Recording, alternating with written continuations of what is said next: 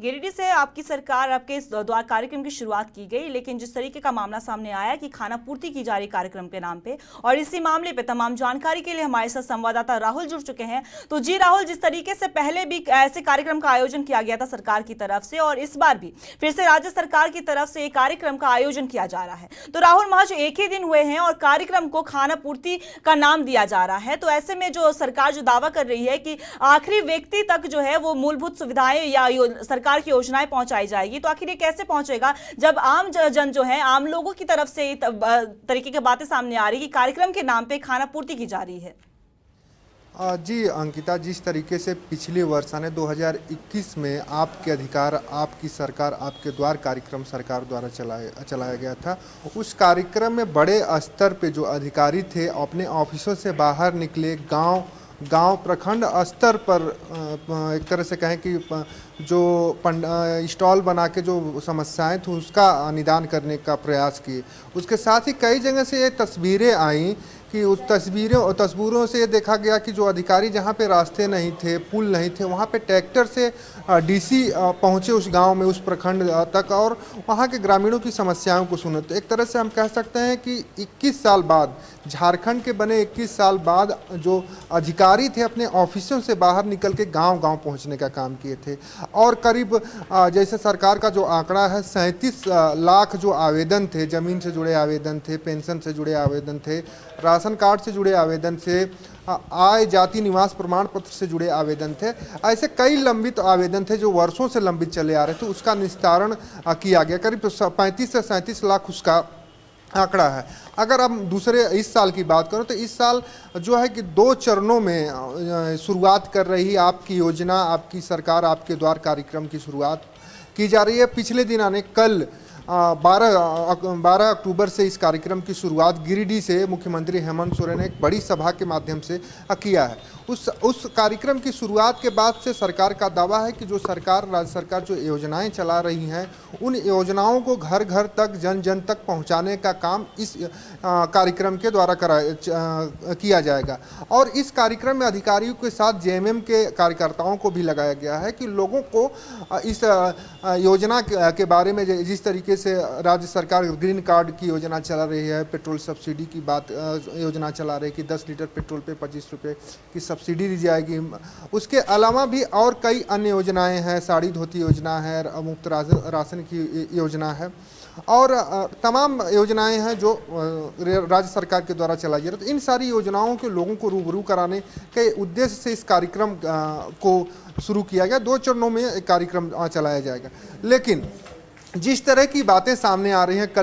कल ही कार्यक्रम की शुरुआत हुई और कल ही राज्य के कई जिलों से, कई प्रखंडों से, कई नगर निगम क्षेत्रों से जो खबरें आ रही हैं कि कल जो अधिकारी थे वो सूद लेने वाले नहीं थे, शिकायतों का निस्तारण करने वाले नहीं। तो कहीं ना कहीं ये देखा जा रहा है कि जिस तरीके से 2021 में कार्यक्रम की शुरुआत की थी और 2021 में जिस तरीके से कार्यक्रम चला था, उस बार की अपेक्षा इस बार कार्यक्रम में थोड़ी सी ढील दिखाई दे रही, उस तरह की तैयारी सामने निकल के नहीं आ रही है। तो हम कह सकते हैं कि सरकार का जो पहले दिन का, यानी कल जो कार्यक्रम का उद्घाटन हुआ, शुभारंभ हुआ, कल ही विफल दिखाई दे रहा है। तो आगे क्या होगा ये कहना थोड़ा मुश्किल होगा। लेकिन आज भी ऐसी खबरें आ रही हैं कि अधिकारी अभी जो स्टॉल लगाए गए हैं, जहां पे समस्याएं शिकायतें सुननी है, वहां पे अधिकारी अभी तक नहीं पहुंच पाए हैं। तो एक तरह से कह सकते हैं कि अब इस योजना को लेकर, इस कार्यक्रम को लेकर जो है कि अधिकारी उतने संजीदे नहीं है जितने कि पिछली बार थे। तो एक तरह से हम कह सकते हैं कि सरकार को इस पर संज्ञान लेना चाहिए और सरकार काफ़ी गंभीरता से इस कार्यक्रम को चला रही है कि राज्यवासियों को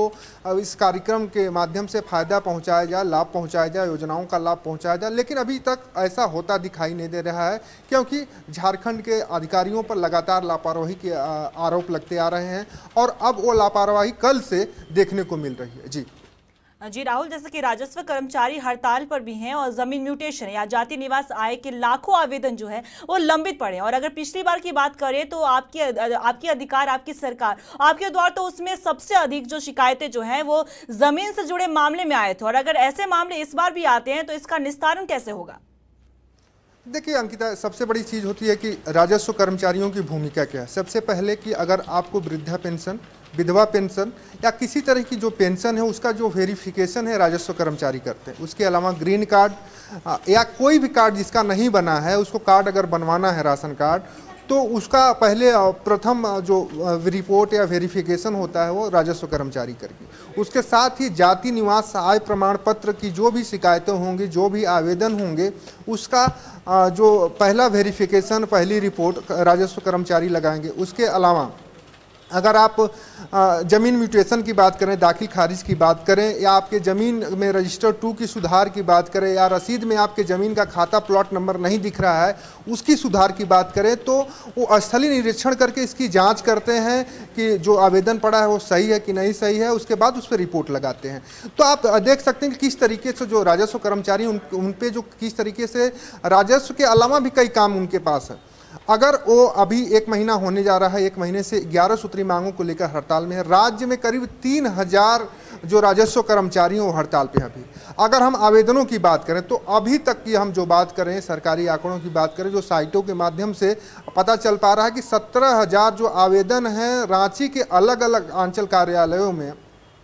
जाति निवास और आय प्रमाण पत्र के पड़े हुए हैं। उसके अलावा अगर हम पूरे राज्य की बात करें तो 2,30,000, ये हम आंकड़े 2 दिन 3 दिन पीछे का बता रहे हैं, 2,30,000 आवेदन आय जाति निवास के पेंडिंग पड़े हैं। उसके अलावा अगर हम कहें जमीन म्यूटेशन या जमीन दाखिल खारिज की जो बात हम करते हैं, उसके जो आवेदन है 74,000, ये भी आंकड़े 1 सप्ताह पीछे के हैं। 74,000 आवेदन पूरे राज्य में पेंडिंग पड़े हैं। तो आप इससे अंदाज़ा लगा सकती हैं कि अभी जो